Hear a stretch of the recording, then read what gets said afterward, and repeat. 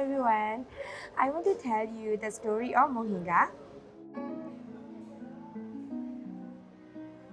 We love Mohinga in Myanmar, but it's not well known in the rest of the world. Mohinga can be traced back to the 13th century and Phoo dynasty. A king had a drink where he was told to make Mohinga.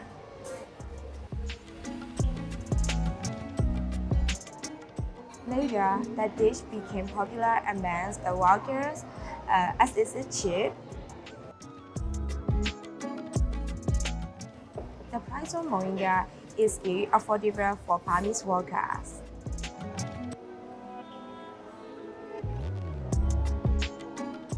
Currently, the price of Mohinga is around 40 cents. A Burmese worker earns $4 per day, so Mohinga is still affordable. Mohinga is also popular due to the Irrawaddy River, a major source of fish.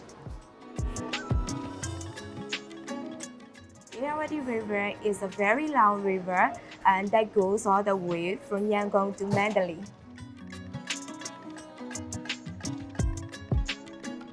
The earliest English mention of Mohinga was in a magazine from 1936. The story was about a young Bengali who inherited money and he went to Rangoon.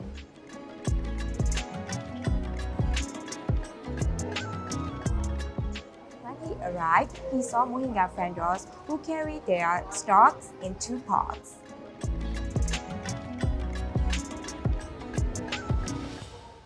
These vendors are still seen in the streets of Myanmar today.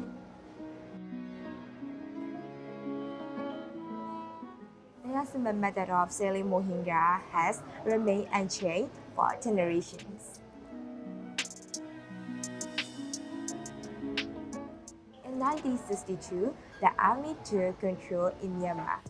Many businesses were closed, but Mohinga sellers were still allowed to walk freely.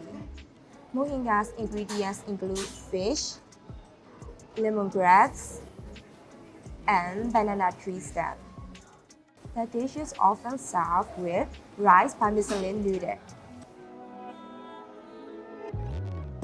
Mohinga is cooked by simmering the fish in a broth with spices and herbs.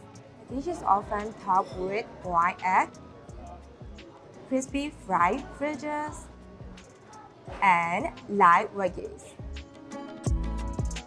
You can find Mohinga in street stores, restaurants, and even high-end hotels.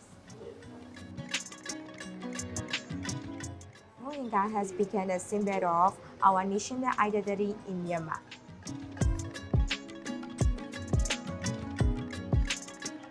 It is also a source of income for many street vendors and small business owners. The dish is an important part of our economy and culture. Mohinga has even been called the national dish of Myanmar.